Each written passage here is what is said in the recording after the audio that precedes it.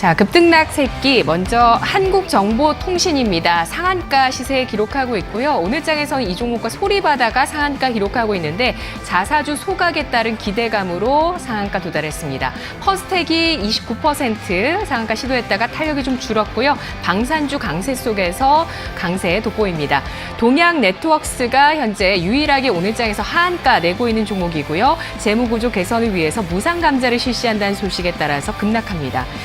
자, 이 세 종목 가운데서 어떤 종목의 전략 세워볼까요? 네, 한국정보통신 말씀드리도록 하겠고요. 우선 좀 자사주 소각이라는 이슈가 나와주면서 상한가로 좀 직행을 했습니다. 역시 뭐 자사주 소각 같은 경우에는 이제 발행 주식수를 줄이면서 뭐 주당 가치 높이는 부분인데 한마디로 뭐 주주 가치에 대한 부분에 있어서 기업들이 그거에 대해서 과감하게 결정을 했다라고 좀 볼 수 있겠고요. 뭐 그런 점에서 봤을 때 한국정보통신에 대한 이 어떤 뭐 테마성으로 어떤 엮여가지고 최근에 종목들이 가는 게 아니라 자체적인 어떤 호재에 의해 갔기 때문에 이런 이벤트에 의한 주가 상승은 저는 긍정적이다라고 좀 판단이 되고 있고요. 네. 물론 이제 한국정보통신 기업 자체적으로 봤을 때도 뭐 적자 구조나 이런 부분은 아니기 때문에 뭐 펀드멘탈 상으로도 좀 긍정적인 회사라고 좀 판단이 되고 있고 우선 한국정보통신 같은 경우에는 VAN 한마디로 부가 서비스를 하는 그런 업체라고 좀 볼 수 있겠는데 뭐 카드 단말기나 뭐 포스 시스템 같은 경우에는 만드는 그런 기업이라고 볼 수 있겠습니다. 뭐 최근 같은 경우에도 실적이 뭐 재작년에 335억의 영업이익을 기록을 했는데 뭐 올해 같은 경우에 작년 같은 경우에는 이 3분기까지는 282억을 기록하면서 재작년에 335억을 4분기에 발표됐을 때는 넘어설 것으로 판단이 되고 있고요. 뭐 영업이익률도 분기마다 그리고 해마다 연간으로 봤을 때도 증가하고 있는 점에서 봤을 때는 긍정적인 펀드멘털을 가져가고 있다라고 생각이 되고 있습니다.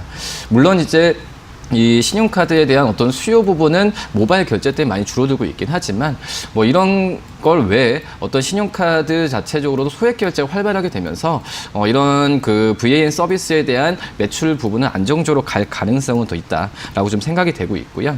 뭐 그렇기 때문에 한국정보통신 오늘 상한가에 대한 부분에 있어서 또 상승 랠리를 또 기대해도 괜찮지 않을까 이렇게 판단이 됩니다. 네. 알겠습니다. 벤사 기업들, 뭐 핀테크로 이제 엮이면서 네. 또 앞으로의 성장성에 대한 기대를 받는 사업 부분들을 갖고 있는 종목들도 많은데요. 한국정보통신 일단 안정적인 실적, 긍정적인 평가해 주셨는데 몇 등급 받을 수 있을까요?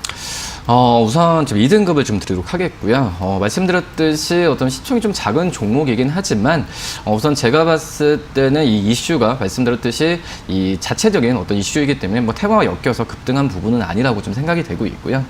말씀드린 펀드멘탈 같은 경우도 긍정적인 상황으로 가고 있기 때문에 2등급을 드리도록 하겠고 하지만 지금 상한가를 지켜있기 때문에 추격으로 매수하는 부분은 좀 자제해야 되는 부분이 있다라고 말씀을 드릴 수 있겠고 오늘 8,985는 끝날 것 같은데 기존에 갖고 계셨던 분들 같은 경우에는 1차적으로 목표가를 10,000원 정도로 설정을 하면서 여기에 만약 10,000원이 올라갔을 때 조정을 받지 않으면은 계속 갖고 있으시되 하지만 10,000원에 올라간 이후에 주가가 좀 다시 변동성이 있었을 때는 이익 실현도 아니면은 좀 그런 부분을 좀 매도 부분을 생각하는 게 낫지 않을까 생각이 되고 있고 손절가는 8,000원 말씀드리도록 하겠습니다. 네, 굉장히 오랜 기간 횡보를 하고 있습니다. 최근 2016년 이후부터는 사실 횡보세인데 추가적인 하락을 시도하다가 이렇게 자사주 소각과 함께 급등하고 있습니다. 보유하신 분들 10,000원 선까지 또 목표 주가 삼으실 수 있다는 전략이었습니다.